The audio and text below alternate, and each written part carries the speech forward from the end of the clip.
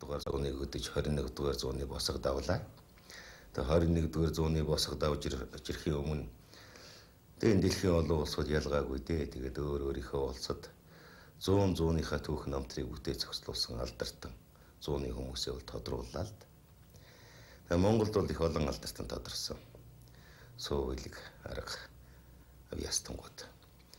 Энэ тодорч байгаа олон улсуудыг нэр одоо алдрыг сонсож суухад энд бас аргагүй нэг хүн орхигдсон юм.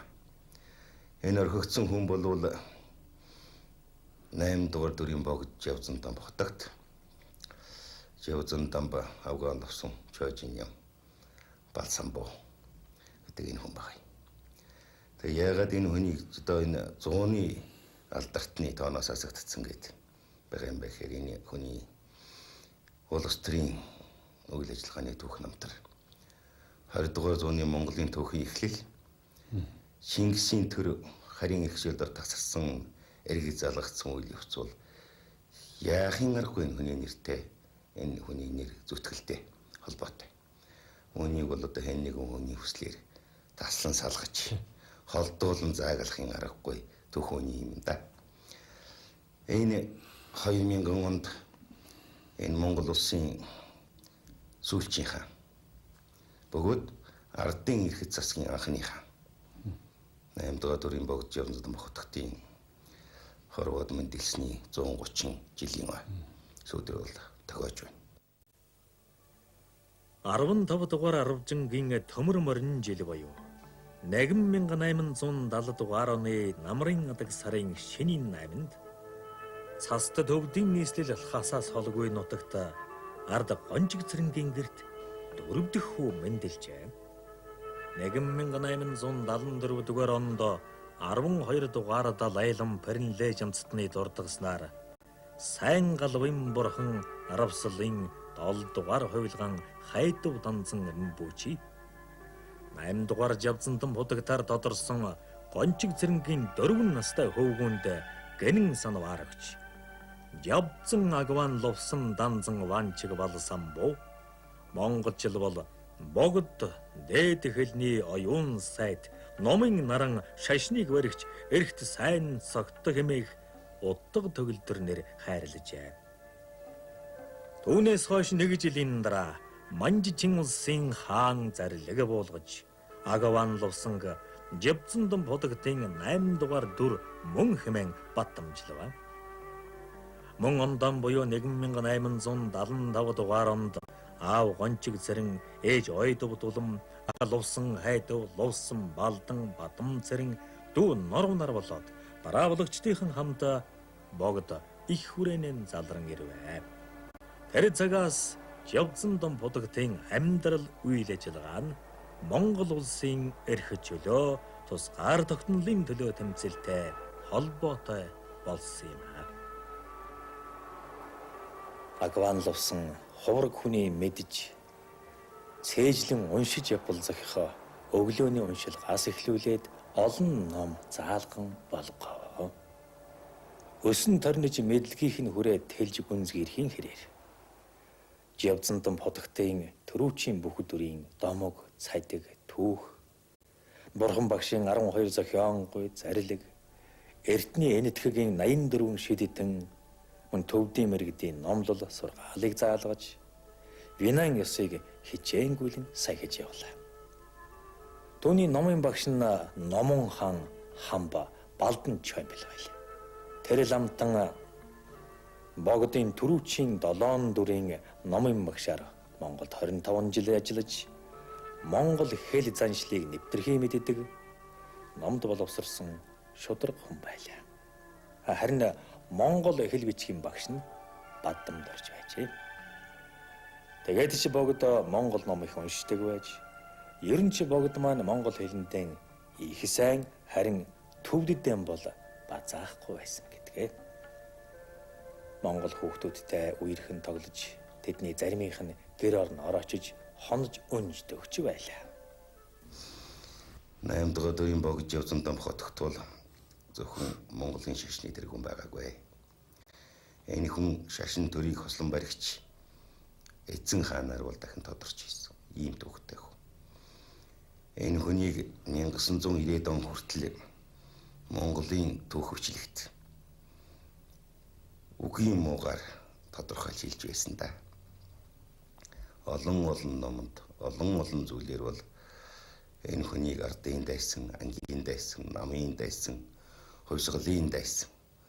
Тэр ч өөхөл эцсийн амьсгалыг татах хүртэл ардын хувьсгалт нам, ардын хувьсгалтай тэмцэлдэж байсан мэтэр ингэж бичиж тодруулсан гутаасан зүйл бол байдаг. Яг түүхэн үйл явц болж өнгөрсөн үйл явдлын баримтуудыг барьж үзэх юм бол эдгээр хийсвэр үнэлтээс арай өөр зүйл харагддаг. Наад захын жишээ баримтыг дурдахад Монголын Ахмад түүхчдийн нэг Дэндүгэн бичсэн Монголын түүх номонд 1905 оны орчим богж явсан домхотогт Хятад бослог гарч төрөл самурч байлж манжийн төр тэр чөлөө завсрыг ашиглаад Монголын тусгай тогтнолыг сэргийх тэмцэл өрнүүлэхийн тулд Оросын хандаж загтал явуулж ирсэн тухай дурдсан байдаг. Чухам энэ үеэс эхлээд богж явсан домхотогт Монголын төрийг сэргийх Манжчин улс Хятадын харьяалаас Монголыг чөлөөлөх гэсэн улс төрийн агуу их үйл ажиллагаанд зоригч болоод орсныг бол түүхийн олон баримтууд бол гэрчилж явуулдаг юм аа. Өнөөдөр 1911 оны тэр үйл явдлыг үндэсний эрх чөлөөний хөдөлгөөн гэд нэрлэж байна. Үндэсний хувьсгал байлаа гэд нэрлэж байна. Аль үгээс нэрлсэн болж өнгөрсөн үйл явдлын утга чанар нэг юм. Энэ үйл явдлын гол үр дүн бол Монголын тусгай тогтнолыг сэргээсэн. Чингисийн төр тасарчсан залгасан. Төр устгагдаж хүний эрхэнд орсон эвдэрснийг бол сэргээсэн. Дахин босгосон. Монголын төрийн тусгай тогтнол бол энэ үйл явдлын гол үр дүн. Энэ үр дүн төрх үйл ажиллагааг удирдсан жолоодон зохион байгуулсан Манлай хүн хэмбэ гэвэл 8 дугаар дүрийн богж явсан тогтогт. 1990-ад оноос хойш түүхийн судалгааны шинээр гарч ирж байгаа зарим нэг хандлага дээр энд бас санал нийлэх болоод нийлэхгүй зүйл яваас энэ дашин дурдхан зүйтэй. Богд бол ганцаараа төрийн тусгай тогтнолыг сэргийж чадаагүй. Тийм хүч бол нэг хүнд байхчихгүй. Тэр үеийн Монголын одоо эрх баригчид Чингисийн гусааны ноёд Халахын дөрвөн хаан болоо богдын шадраа ойр байсан ноёдууд хүчин чармаатай бол энэ тэмцэл ялалтанд хүрсэн Монголын тусгай тогтнолд сэргийсэн. Энэнд оролцож явсан богдын шадар хамтран зүтгэгчдийг 8 дугаар дүрийн богж явсан дамбын түүхэн үүрэгтэй харгалдуулан тавих замаар нэг нэгээр нь салгад тойлох. Жишээлбэл Чинван хамтаржийн гавья, Сайн ноён хан намнаас рэнгийн гавья гэх мэтлэн шадар зүтгэгчийг нь байгуулсан гавьяагаар тэр үйлийг удирдсан гол эзнийх нь одоо жинхэнэ бодиттой үйл ажиллагааных нь дүр зургийг бүдгэрүүлэх нэг юм хандлага гарч байгаа. Энэ бол ердөө нийгэм түүхийн асуудалд багц цэгц байдлаар ханддаг тэр зарчимд бол харш явдал. Бид бол нэг гар гэж ярихад дотор нь 5 хуруу байдаг шүү дээ. Хамгийн наад захын ойлголтоор үсгэд ийм байдлаар зохиц байдлаар хандах хэрэгтэй юм аа. Хамгийн одоо бүрдэг бүрхэг байсан урд өмнө яригддаг байсан асуудал бол 8 дугаар дүрийн богж явсан хотогт төрийн зүтгэлт юм уу? Эсвэл шашны зүтгэлт юм уу?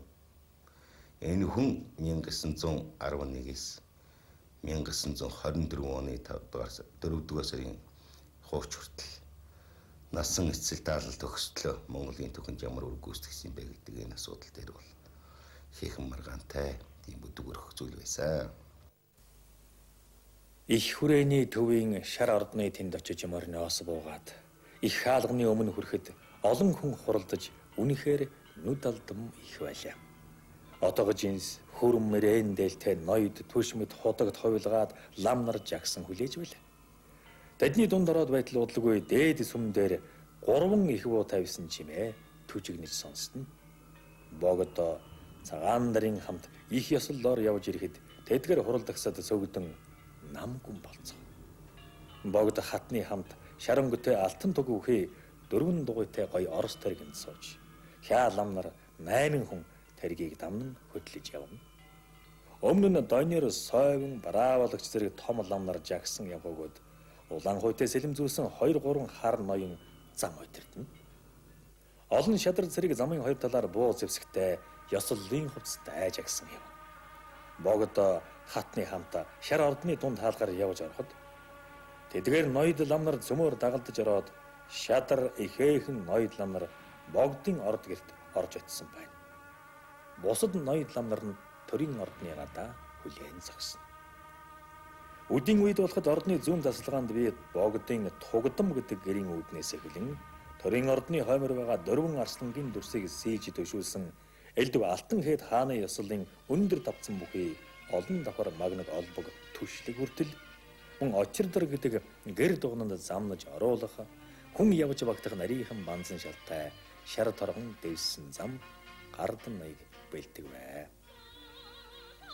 Богд их дагны хоёр хар үнэг гэдэг үстэй малгай дотгож ин садаж эрээн дээл булган цоохор хөрөмөмсөж явганаараа шадар ноёд сойвын донир нарыг дагалдуулан хойнон шар торгон богод алтан саа луу хөөд шөхөр хоёр тогсны өдөн шөхөр нэг ийм 3 шөхрийг бариулж өмнө нь донир улаан хуйд сэлэмзүүлсэн хар ноён хоёр удирдан мөнөөхөн бэлтгэсэн шар торгон лам дээгүүр алгуурхнаар алхуулан явхад нь шадар ноёд дөрвөн хүн богд их дагны хоёр талаас нь түшиж хүндэтгэн явна. Богд их дагны хамтаар очирдар гэдэг дуганд ороод хойш явж төрийн ордонд орж очив. Төрийн ордонд бараалхан орох эрх бүхий ихээхэн хутагт ховилгаад хан ван бэл бэс гүн засаг тайж нар цөм дагалдан орцгоо. Төрийн ордноос хуучин хүрээний Монгол сайд байсан бэс пунцаг цэрэн гартаан нэлээд том бичиг барьж ирээд хишиг тараах зайлиг боо гэж өндөр дуугаар хэллээ. Мөнөө бичээж түшмэл зэрэг хар лам хүмүүс цөм аниргүй болж согдом өргөлөв. Бэс пунцаг цэрэн тэрхүү хишиг тараах зайлигийг уншиж ил байлаа. Үг үсг нь тодорхой сонсогдохгүй. Чинээгэрийн чих 50 чагнаваас богдыг Монгол улсын наран гэрэлт төмөн наст богд эзэн их дагныг цагаан дээр улсын их гэж өргөмжлөжээ. Оны цолыг олнон өргөгцсний гэж нэрийдэн их хүрээг улсын төв нийслэл хүрээ болгон Монгол улсыг байгуулж дэлгэрэх ёслолыг үйлдвэ. За богдын улс төрийн үйл ажиллагааны талаар ярихад бол энд хэд хэдэн зүйлийг дурдах ёстой. Нэгдүгээрт нь энэ хүн 1911 оны Монголын үндэсний эрх чөлөөний төлөө тэр тэмцлийг бол шууд удирдсан. Зохион байгуулагч Манлай Хүчин байсан. Энэ хүний нэрээр Монголын ноёд эвлэлдэн нэгдээд үзэл бодлоо нэгтгээд Оросын хаанд хандаж загтал бичиг гаргаж ирсэн. За энэ загтал бичгээс нэг онцлог өгүүлбэрийг дурдахад энд нэг юм санаа бий. Аливаа баг уурай улс их улсыг тушиж чирэгжиж өөртөө тогтноо. Аливаа их улс бол баг улсыг тушиж ингэж өөдөн татдаг ийм зарчим байдаг. Энэний үлгэрээр одоо их Оросын Баатар хаан танд одоо бид монголчууд хандаж туслахыг одоо гуйж байна гэсэн ийм санаа агуулсан байдаг. Энэ дотор тухайн үеийн түүхэн нөхцөл байдлыг тодорхойлохдоо хаалхан монголчууд одоо манжчин улсын захиргаанд өөрийн дураар амар байтал сүүлийн үеэс хятадын ариат энэ хүмүүс Монгол нутагт олноор орж ирээд манжийн төр самуурч бол Монголын амгалан байдлыг төвөөх болсон учраас өөрийн төр ёсоо дахин сэргээх цаг үрлээ гэдгийг бид одоо мэдрээд энэ хэргийн төлөө танаас одоо тусламж өгж байна гэсэн ийм зүйлийг санааг бол багцлж агуулсан. Нэг ийм загтлыг бол Оросын хаанд явуулсан. Тэгээ энэ загтал бол амжилтанд хүрээд 1911 онд Монголын үндэсний эрх чөлөөний төлөө тэмцэл нийслэл хүрээнд бол амжилттай эхэлсэн. За яг Оросын хаанаас тусламж яваад бүх ажил бүтээд ингээд ирэх үед Орос улсад төлөөлөгчөөр явсан хүмүүс эргэж ирээд богд танд айлтгалаар болоод одоо яах вэ гэдэг асуудал тавихад богд бас нэг лөндөн болгосон баг. Аливаа юмд бол цаг хэмжээгүй юм гэж байдгүй юм. Цаг хэмжээтэй байд. Тэр цаг хэмжээ нь болцсон байна. Шав болон та нар өөрийнхөө дураар хөдөлдөг гэж. Ингэснээр бол энэ үг бол одоо манчин эсрэг та нар хэрэгчлэрийнхөө төлөө тэмцээ гэсэн зөвшөөрөл болгосон үг байжээ. Тэгээд энэний дагуу хүрээний олон нийт хөдөлж манчин амбан сай зонтоо гэдгийг хөөж гаргаж өвлийн тэргүүн сарын ихээр богд ханаа шашин төрийн хослон баригч хаан ширээнд нь залж Монгол төрийг бол дахин сэргээсэн. Энэ бол 20 дугаар зууны Монголын түүхийн эхлэл гэж хэлж болох орхил үйл явдал шүү дээ. Ингэж хэлж ийсэн. За үүний дараа бол богд хаан Монголын төрийн цэцэг тогтнолыг цоцлох гэсэн хятадын хөрөнгөтний бөгөд наримт улсын зүгээс явуулсан удаа дараагийн оролдлогын эсрэг бол одоо тийм дипломат аргаар маш хатуу хамгаалж тэмцэлдэж байсан. Хятадын одоо ерөнхийлөгч Ян Шикай нэрээр бол богд хааны нэр дээр олон загтал ирж байсан. Далайлгсан, айлгсан, ятгсан та нар тусгаар улс болох гээд хэрэггүй. Тэр 5 хсаатан дундаа нэгдээд хятадын харьяандаа байх хэрэгтэй гэж. Энэ загтлын нэгэн дээр ингэ дурдсан байдаг. Монголчууд цалгаар ослоо. Танай Монголын нэг ирийн идэх нь 3 хийх нь бол нэгчгүй. Ийм байж та нар одоо энэ дундад улсаас салаад Тэнгэрийн одоо зардлыг зөрчөөд явах юм бол та нар жалгагууд хүртэл унаж өгцгийх болно. Энэ их одоо аюулын хариуцлагыг дураараа загнаж байгаа хотогт та одоо өөрийн биеэр хөлийн шүү дээ гэж толгосон байт. Тэн чи хэлж шít Монгол хүн бол үйлдвэр худалдаа байхгүй залах уу их иддэг. Та нарт одоо өөрийгөө дэжих чадваргүй чинь хятадын бараагаар явж ийл гэсэн үг юм л да тэр үедээ бас. Тэгээд би тусаа болж болохгүй гэж. Тэгээд энэ гай зовлон бол одоо хотогтон дээр ирнэ. Хэрвээ Тэнгэрийн хөвөн одоо хэлгэн хийм болвол Тэнгэрийн бошго зөрчсөн учраас цэрэг хөдөлгөж одоо ар Монголыг хүчээр дагуулна гэсэн ийм загтал хэлж байгаа. Тэгээд энэнд бол богд хааны нэрээр хариу өгсөн байдгийн. Тэр хариу загталт нь бол ийм үг байд. Толгойн ус хичнээн олон боловч нэг тонгоргоор хусдаг юм шүү гэж. Өдөө тийм хариу. Та нарын гарчин нурт боловч говийг даваад ирдэг таашуурч нь богино шүү гэж. Нэг юм хариу өгч ирсэн. Өөрөөр хэлбэл цэргийн хүчээр одоо эзлэнэ гэсэнд нь ясаалт өгч байна. Бас энэ үеийн нэг загтал дотор бас нэг сонин санаа байд. Ерөөсөө богд хотогтой иргэн улсаас салаад дураараа загнаад Орос улстай гэрээ байг болох гэж байгаа сураг сонсогдлоо гэж. 1912 оны Орос Монголын гэрээний тухай хэлж байна шүү дээ. Тэгэхээр харьяа нэгэн муж өөр бие даасан улс гүрэнтэй гэрээ байгуулж исэн түүхийг ер нь та мэдэх үү? Энийг бой дундад улсаас асуу гэж ингэж шааш. Тэгээ тэрний хариуд бас богд хааны нэрээр явуулсан гар үсгтэй загтал байдیں۔ Ингэж үтж байна. Гол өгүүлбэрийг хэлье да. Их байгаа аль нэг улс нэгэн цагт нэг дороо байжгаад бие даадаг нь бол одоо юуны хүний ёсны жам юм аа, нэг юм байдаг. Эрт нэгэн цагт Америк ус Англи улсын харьяа мууж байжгаад бие даа тусгаар улс улсныг энэ дэлхийн аль ч улс буруу гэж буруушаагаагүй. Түүнтэй адилхан Монгол улс өөрөө байгуулагдчихад аль улстайгаа гэрээ байгуулахыг бол хэн нэгэн улсаас асуух ёсгүй гэж. Жишээлбэл тэр чинь одоо дэлхийн нийтийн түүхэн туршлагаар ярьж байна шүү дээ. Гэх мэтийн ийм хариу өгч ирсэн. За үүний зэрэгцээгээр хятад бол цэгийн хууж хэрэглэсэн оролдлогот нь харин бүр хариу арга хэмжээ авч өвөр Монголыг өөртөө нэгтгэх гэсэн зорилгоор тэр чинь Нармай Монгол улс байгуулах гэж байна шүү дээ. Монголын цэг бол урагш нь хөдөлгөж байсан. Энд одоо Жанжин Сүхбаатар ороод Хатанбаатар багсрын бүр айлдаж явсан одоо ийм намтар түүх олон зүйлийг бол дурсаж ярьж болох юм улбаатай. Их хүрээний Зоогоо аймгийн хаалган дээр хоногт хоноод байсан Жамбалд урсгатаа. Богд эзэнтэн ширээнд залраад 3 жил болж байхад өвлийн дунд сарын 26-27-ны орчим нэгэн шүн дундын алдад 2 морьтой хүн яваад ирсний нэг нь ерөнхий сайд цэрэнд орж байлаа гэж.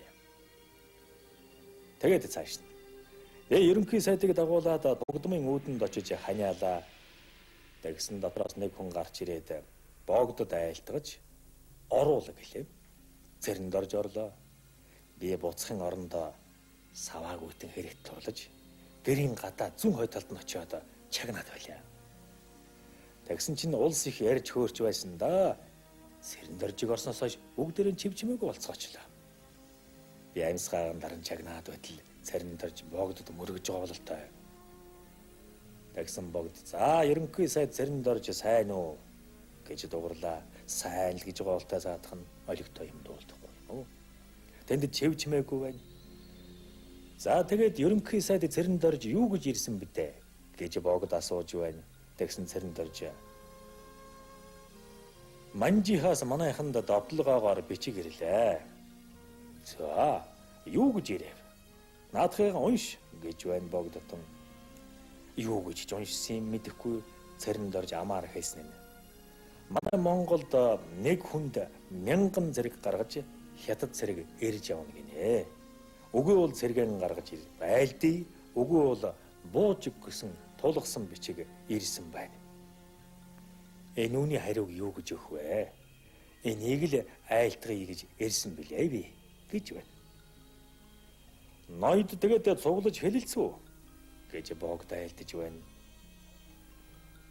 Гол дээр сайн наян ханы тэнд хурлын өндөр байсан л да. Тэнд ноёд хуралддаг байсан юм. Цугласан. За тэгээд юу гэж ярив? Бид тогтвортой юм ярьсангүй. Хаан дайлтхыг эдл би наашаан гарлаа гэж цэрэн дорж хэллээ. Гэхдээ тэгээд юу гэж хариу өгөхөвдэ гэж богд цэрэн доржоос асууж байна. За та богд минь тийм хариу өгье гэх ер нэг онц шийдвэргүй байна да гэж айлтглаа. Одоо шийдэж ядаад байх юу байх вэ? Хариуг нь өг гэж богд айлтж байна. Цаадхан заал гэж байна. Манайха зэрэгэн гаргаж дайтнаа. Яалаа гинэ тэднийх манайд нэг хүнд 1000 зэрэг оноосон биз дээ гэсэн. За тийм ээ гэж цэрэн дорж хариу хэлж байна. Яах вэ? Ус олон ч гэсэн нэг л хутгаар авдаг юм шүү дээ. Манайх тэр адил гэж бичээд хариуг нь өг гэж айлтлаа. Ерөнхий сайд цэрэн доржоо. Гэхдээ ер нь тийм биз дээ. Ус олон ч бол нэг л тонгоргоор авдаг шүү дээ гэвэл ерөнхий сайдтан за тийм ээ. За тэгвэл тэр адил гэж хариу өг. Ерөнхий сайд цэрэн доржоо. Би чамд нэг хуучин үг юм уу? Үлгэрч юм уу? Нэг юм ярий. Тэгсэн цэрэн дорж заал гэж байна.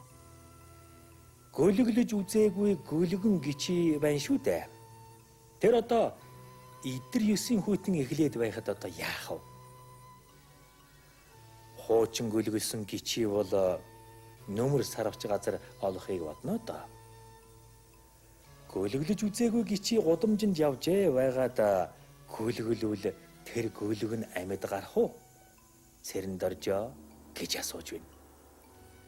За та богдот минь тэр яаж тисхэвдэ? Үхэлгүй яахад вэ гэж цэрэн дорж хийж байна. Тэгсэн богдтон муусан хар хятад тэрүүн шиг л үхэндэ гэж айлтлаа. Цэрэн дорж за тэгнэ баха гэж байх юм. За тэгээд л та нар бичиг хийгээд явуулчих да. За чи буцаа да гэхэд энэ зэрэг нь би хол алхалж гүйгээд хаалган дээр очиод зогсож байлаа. Цэрэн дорж морин унаад яваад өглөө. Энэ 8 дугаар дүрийн хотогт Жавцан дамбын төр шашинд гарч ирсэн зовлон жаргалангийн утга учир өөрийнхөө дэрний ном дэрэгдийн бичигт юу гэж одоо бичиж тэмдэглэж байгаа вэ гэдэг сурвалжийн 3 үннийг би жаахан задалж ярих гэж бодож байна.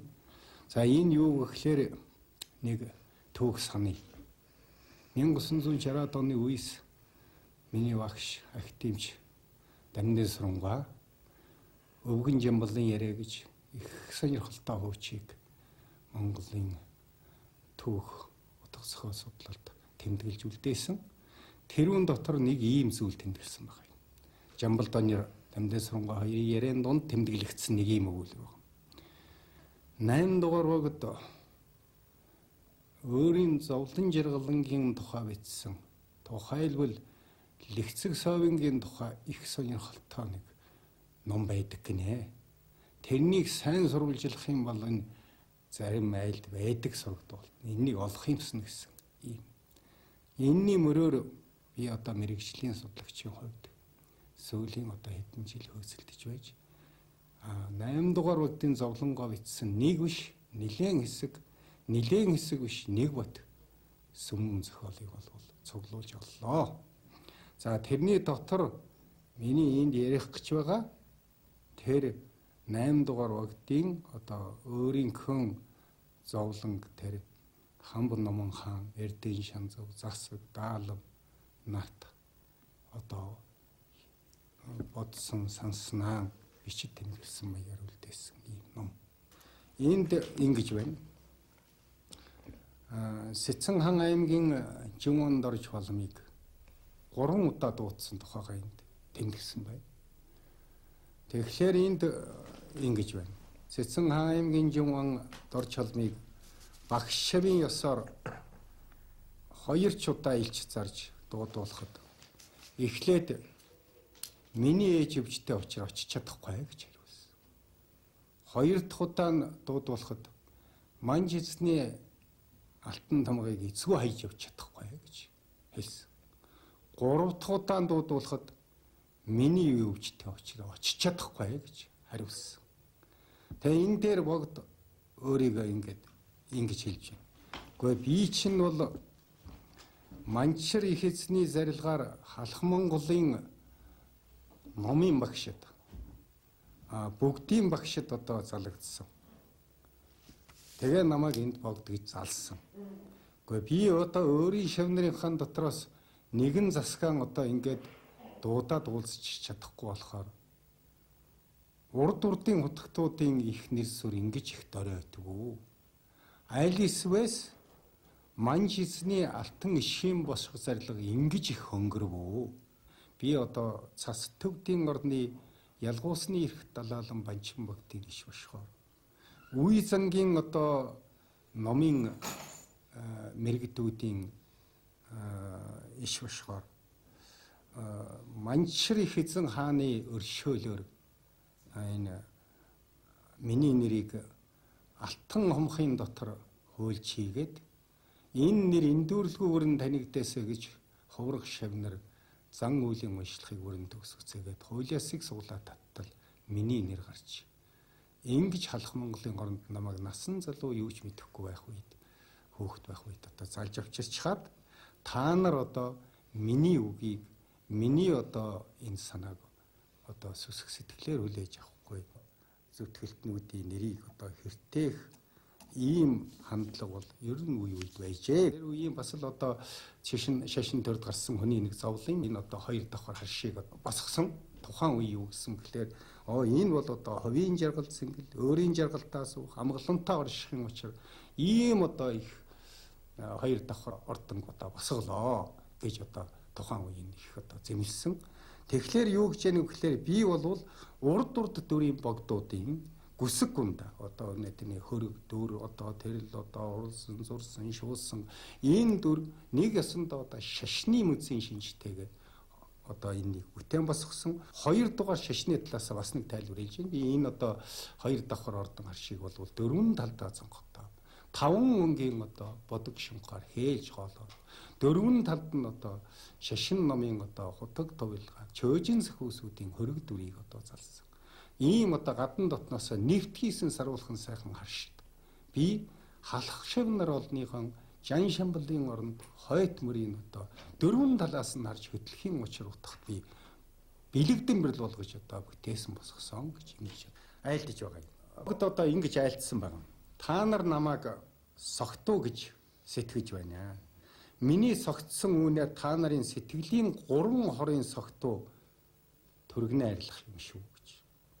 Ингэж одоо хэлсэн. Энд бол тэр богдын одоо шишин номынхаа үүднээс одоо бидний 5 мэдрэхүйтэй ертөнцийн өтлөглүүдийн одоо хэмжээнээс 6 дахь мэдрэлтэй, тийм айлдах мэдрэлтэй, 7 дахь бясалгал самаадын эрдэмтэй энэ хутагт хүний одоо шишин номын үг байна л дээ. Тэгээд ингэж байна. Аратны хаан Арслан гин харьяасан газар өчүүхэн арга зэлт үнийг харьяан гэх юм бол уусан хугарч ус цөөрөмдөл замдаа нунахаас биш өөр юм байхгүй шүү. Тийм учраас бясалгалын эрдэм төгссөн хутагт хүнийг ертөнцийн игэл үний хэмжээс нь захируулж үзэж болохгүй гэсэн. За ертөнцийн үлгэрээр би жишээлж хэлье. Олон хонь хариулсан баян хүн хоньны захад явдаг хазгар доглон ганц төлгийг чоны аманд өгчихгүй юмсан.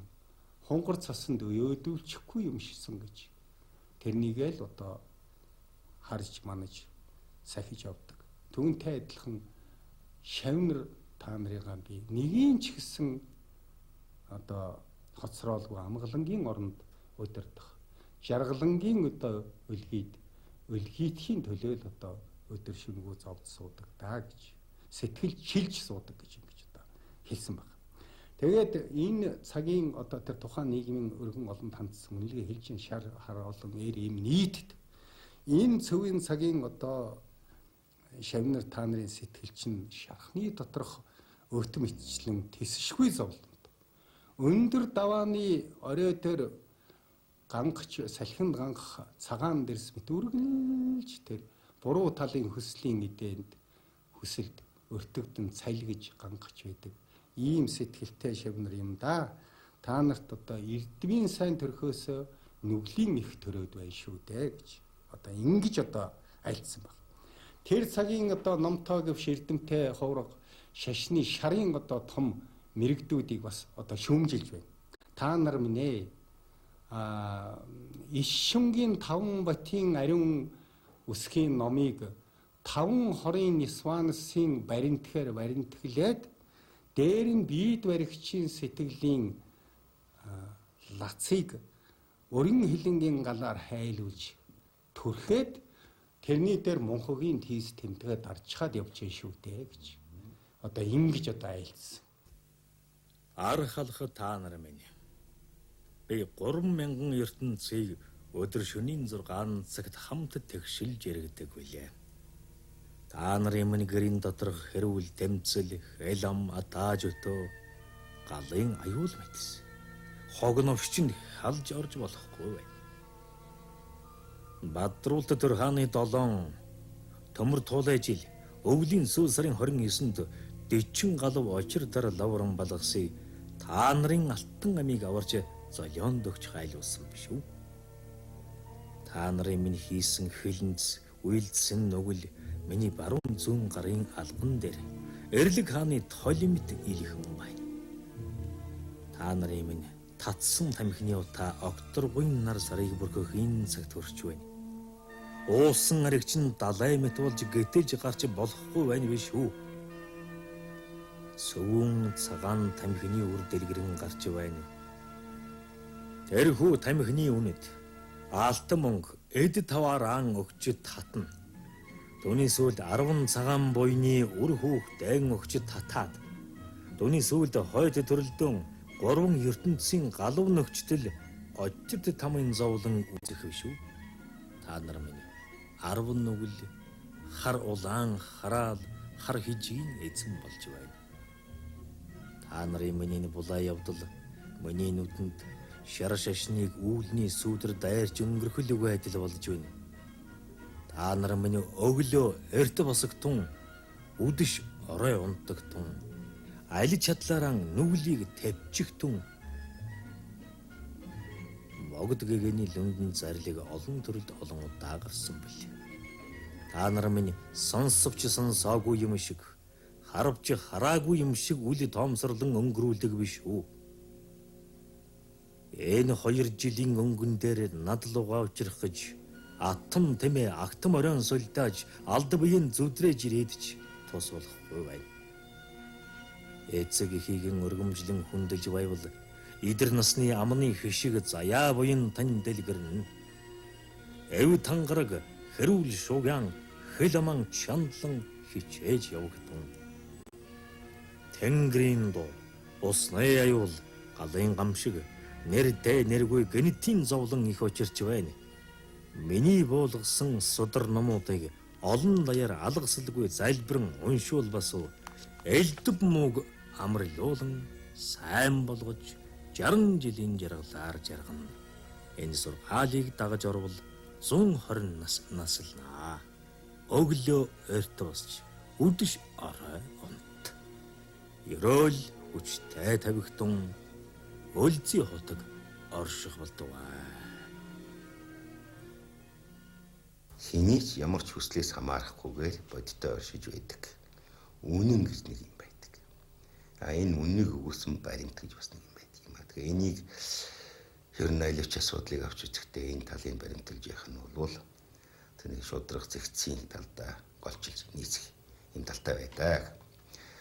За энэ 8 дугаар дүрийн богж явзан хотготын нийгэм улс төрийн үйл ажиллагаатай холбоотой одоо түүхэн асуудлыг авч үзэхэд 1918-аас 21 Монголын түүхэнд тохиолдсон хэмнэлттэй үед энэ хүн бол бас л өөр ингэсэн байр суурь. Энэ зууны түүхийг бүтээх өнөөгийн Монголын үндэс суурийг батжуулахад оруулсан бас тодорхой хувь нэмэртэй хөө. Монгол Ардын хувьсгалт намыг бол одоо анхны долоо гэж хэлдэг 7 хүн байгуулсан мэтэр түүх намдрт бичдэг, бидчдэг гэж ойлгоод сурчихсан өнөө хүртэл. Гэтэл энэ хүмүүс эв саналаа нэгтгсэн үнэн. Хэний дэмжлэгээр явсан бэ гэдэг дээр нэг асуудал бий. Хүрээний бүлэг анх байгуулагдсны дараа Хятадын дарлыг цэргийн эрхтний эзэгнэлийг устгах төрийн тусгай тогтнолоо сэргийхийн тулд одоо хэн хандах вэ гэдэг арга замаа хэрэглэхдээ хамгийн түрүүн богд явзан дам хотогтод бараалгаж айлтгал өргөж ийсэн. Энэ айлтгалыг өргөхөд Энжин Сүхбаатар маань дагаж орж ирж ийсэн. Богд хаан бол Монголын тусгай тогтнолыг сэргийхийн тулд гадаад улсад хандаж гадны хүчний дэмжлэг авахыг бол өөрөө эрмэлзэж ийсэн ийм санаачлал гаргасан шав нараач гэсэн дэмжсэн. За богд хааны нэрээр бол 3 тийшин захидал явуулсан гэж түүхэн тодорхой байдаг шүү дээ. Нэг нь Японы эзэн хаан захидал бичээд явуулсан гүр аргачааг өнгөөр. Хоёр дахь нь Америкийн нэгдсэн улсад хандаад энэ хүрээнд байсан Даны худалдаач Ларсен гэдгээр дамжуулж явуулсан. Гурав дахь нь бол анхны 7 Монгол Ардын намын 7 хүнээ авахуулаад зөвлөлт орсуулж явуулсан. Тэгэхээр энэ баримтаас үзэхэд бол 8 дахь өдрийн богж явсан тодорхойлох Монгол Ардын намыг бол дэмжиж сайн шийдэж байсан. Тэр шүүе хил 1921 оны 7 дугаар сард Ардын журам цэрэг нийслэл хүрээг чөлөөлөхөөр хүрээнд ойртож ирэхэд богдын одоо шадар торгон цэргийн захирагч байсан Сажлам Жамийн данцсан богд айлтгал өргөсөн баг. Хойноос Ардын намын цэрэг улаан олцын цэрэгтэй хамт ирлээ. Эзэн хаан та болгоо. Бид энийг хэрхэн өгөх вэ? Одоо миний цэрэг зэвсэг жигдрээд байна гэж айлтгал өгтөн богд хаанд Сажламтай хэлж байгаа. Айх эмих явдалгүй амар тайван суу зэвсэг бүү хөдлөг гэж. Өөрөөр хэлбэл эсвүүцэн тэмцээ гэсэн бол энэ өөр нэг асуудал. Түүний хөлийгээ сууж бай гэж ингэж зарлиг болгож хүрээний олон нийтийг амглан тайван байлгаж. Журам цэрэг хүрээнд орж ирэхэд бол хүрээ бол тайван байж исэн. Энэ үйл явдал байна. За хувьсгал ялсны дараагаар 21 оны 8 дугаар сарын 30-ны үйл явдал юм. Өнгөрний гол хүчийг бол бут цохилсны дараагаар гол хүчин сарниад зүүн тийш нь зүхтааж гарах, манжуулуу зүхтах ийм үйл явц боллоо шүү дээ. Тэгээ нийслэл хүрээ рүү буцагсан цагаатны нэг том бүлэг очиод ойртож ирж байгаа мэдээ ирсэн. Энэ мэдээ ирэхэд нийслэл хүрээнд Сүхбаатар Жанжин цагтан сэргийлэх салааны хэдэн цэрэг ийм л хүч байж. Бусд нь бол цагаатантай байлдахаа гол хүч нь явчихсан. Тэгээ энэ хүчийг аваад одоо энэ ухтаж байлдах юм бэлтгэл хийх гэсэн унлага байхгүй. Тэгээ богд хаанд хандаж энэ асуудлыг айлтгах танилцуулж ээ. Тэгээд богд хаан чинь энэ үед бол эзэн хааныхаа ширээн залагдсан байлээ шүү дээ. 7 дугаар сарын 16-нд залсан ширээн. Богд хаанд айлтгахад богд хаан зарлиг буулгасан байгаа. Миний өндгөн цагаан сүргээс ажиллаж явах гэж. Өндгөн цагаан сүргэр гэдэг нь л одоо энэ баян зүрхээс цаахна энэ ойрхон байсан юм шиг байна.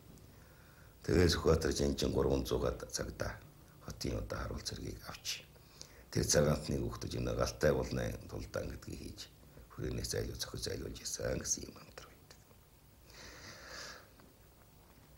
За энэ бүхнээс үзэхэд бол энэ 8 дугаар дүрийн богж явсан дам хотогт хаан тэр ардын хувьсгалын эсрэг дайсан байсан үгүй юу гэдэг асуудал энэ цөөн хэдэн баримтаас дурдхад бол тодорхой ойлгогдож харагдана. Асуудал нарийнс үзэх юм бол цааш нь нарийн хвчлүү зүйл асар олон тооны баримтууд тодорхой байдаг юм аа. Шав олонд хандаж ингэж бас нэг юм өгч байна. Миний шавнэр тунгалаг шил толинд харж өөр өөрийнхөө өнгө дүр ямар байгааг үзэх. Хитрэмхий ташимхай ин хязгаарт унсан Нисванасын хэрээр ис алдсан сэтгэлийн ариун сайхан дээдсийн номын тунгалаг шил толинд үзэж өөрийнхөө явдлын ёсыг сайтар засаж шинжилэн үздэг гэж ингэж одоо хэлж байгаа юм. За тэгчгээд бас нэг юм хэлж байна. Би миний урд дөрүүд энтхэгийн 84 шиднээс өсөөгөөд дараагийн өчнөө олон ховлохоон дөрүүд гарсан. Тэнд чинь одоо урт ус тавьсан Нарава, Дилава гэдэл одоо их төвчин одоо ийм айхтар таринчин ийм хүмүүсийн явдал ёсоор л би өнөөдөр Монголын шавнар дундаа ингээд л яг ийм дүр байдлыг үзүүлэх юм бол юун манай багш явцсан дам хотогт гэж ийм хүн байхгүй. Тэгээд намайг бол хамгийн хараахын муугаар хараагаад одоо хаал өвдөд өгчээд хөөж гаргах байлгүй. Тийм учраас би шавнар та нартаа зогтсон аргаар л би номоо номнож төр засгаан төр шишнээ одоо засаж яваа шүү дээ гэж одоо ингэж одоо хэлж байгаа юм аа. За нөгөө нэг тал нь бол нийгэм олны доторх буруу хөдөлгөөнийг нэг их хурц шөмжилсэн. Энэ юу гэхлээр одоо хар шарын доторх даалуу хөзрийн наадам, мөрийтэй наадам, арих дарс, ужид сэнгэл, хүсэл өнгөний одоо буруу шунал, төрийг унгадаг, төрийн 10 гмийн бүр хамгийн гол шинж нь бол арих, мөрийтэй тоглоом. Энэ юм аа.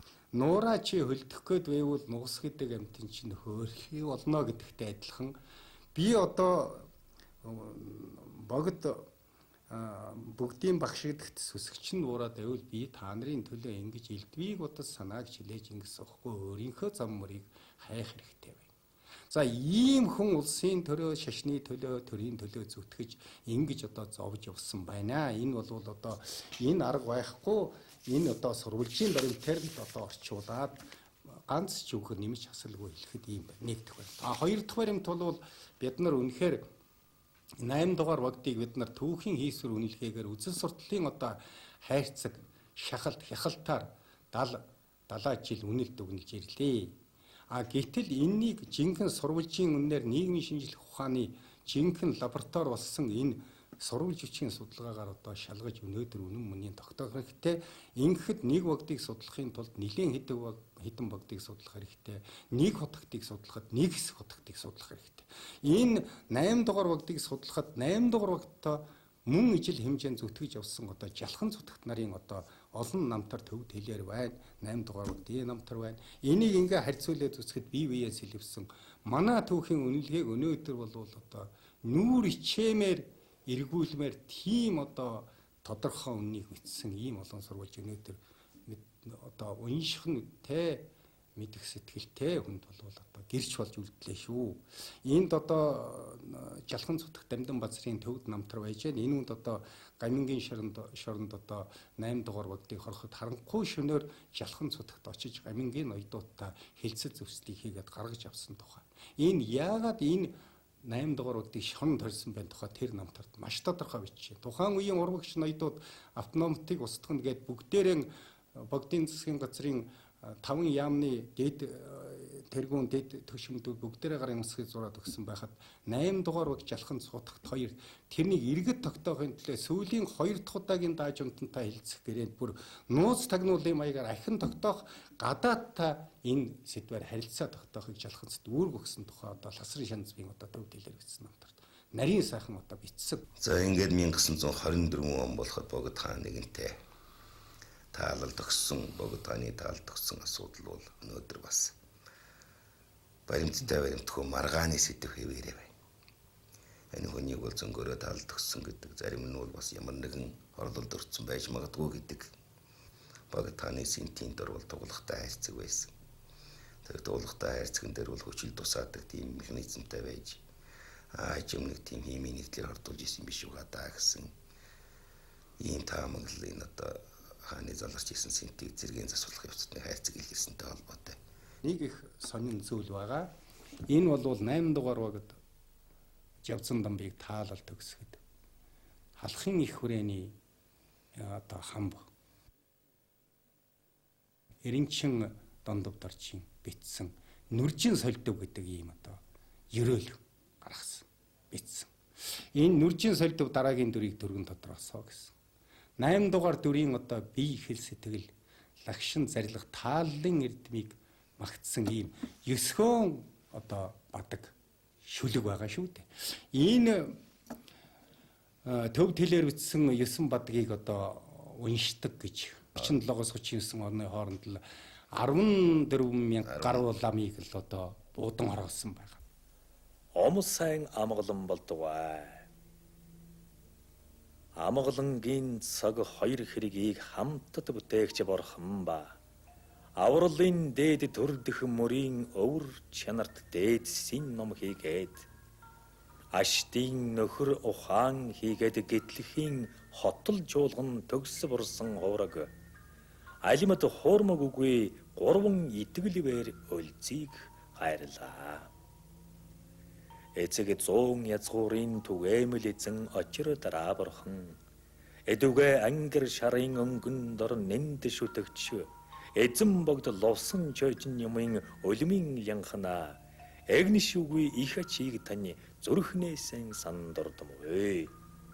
Илэр 5 цөвийн цагийн зузаан харан хуйг их ялгуулсан борхны шашны нарны их гэрлэр эгнэгт төгсөг ийгүүлснээр амар жаргалыг арвитгагч илт үнэхээр утгын багш дор залбирлыг талбимой. Маш сайн зарилгийн янхаатар огоод баясаж манлай гүн утгын балыг шинсний их амгалангаар машид тийм согтуурсан их нууцын яруудууныг магад зүг бүхнэн дуурсан зохиосон буйны садны ёстой. Эрдэнэт лагшны жавхлан тай доктор гуйн чандамн энэ цог эгшиглэх зарилгийн яруу нь сайн хувьтын сэтгэлийг хангах эгшиг эрхэм гүн бөгөөд агуу таалал нь айлтал энерлийн мэлмийн төгс ирэх одохын хоосон хүм бэлгээр машид үгүй боловч энэ наанду зэлтийн усан нүдний гуурд илб мөнх бусын гүн номыг үзүүлэх үн тухайд эрдэнэт номын агарын жаргах уулнан далдарваа. Эгнэгт цовирлогын таалал нь төгс үйцэх болдгоо. Бүгдийн түүхэн үүрэг гэдэг нь энэ зүүнэг түүхэнд ямар хамаатан бай гэдэг асуудал. 11 оны үндэсний эрх чөлөөний тэмцлийн ялалтгүйгээр 1921 оны хувьсгал гэж байхгүй байх байсан. Түүхэн залгамжийг чанараар. Энэ хувьсгалууд 11 оны хувьсгалын ололтыг тасалсан учраас тагч гарч ирсэн.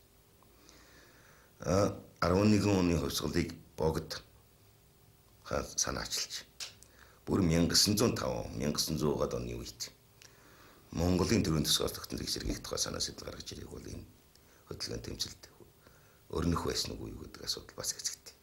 Тэгэнтэй болж өнгөрсөн асуудал учраас бидэнд тодорхой байна. Нөхцөл шалтгааны хувьд авч үзвэл энэ асуудал эргэлзээтэй.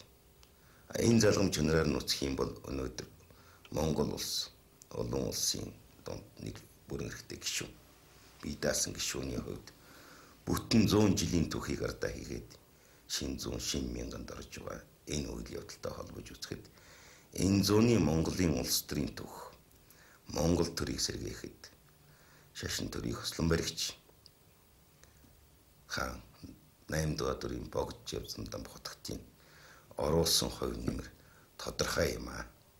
Богдыг төр шашны тэр байр суурин дээр нь холбож ярих нэг асуудал. Тэгэхээр өнөөдөр бол манай шашин одоо эн чинь бол үндсэн хуулийнхаа одоо 3 залтаар тэмдэглэгдээд төр шашны сүм хийдийн хуулиар ингээд одоо өнөөдөр ямар ч байлаа гэсэн хуучин коммунизмын социализмын 70 жилийн үзэл сурталын үндэснээс арай өөр юм яриад байна шүү дээ.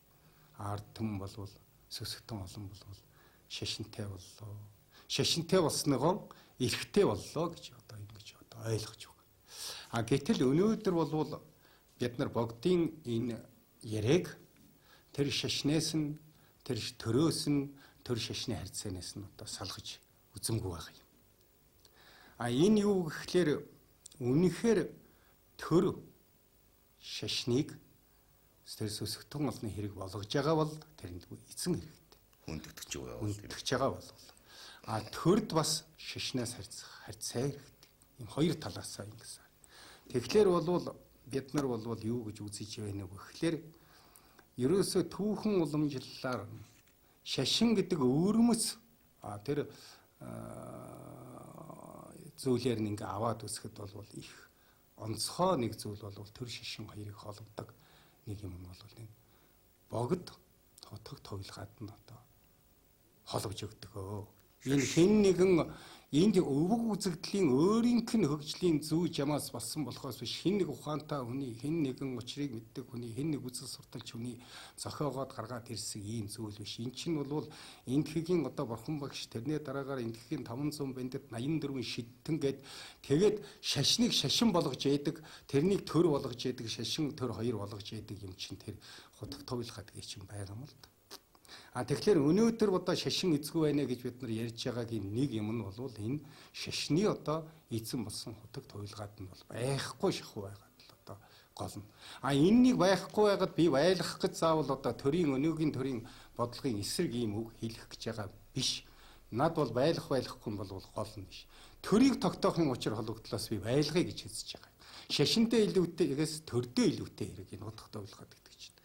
Тэр юу гэхлээр өнөөдөр хутаг туйлгаадыг тодруулахгүй гэж шашны гарыг тас цохно гэдэг чинь гэгүүл төр өөрийнхөө шашнаар барих шашнарын төрийнхөө үйл ажиллагаа гарах гараа хоёр давхар тас цогч байгаа гэсэн үг ээ.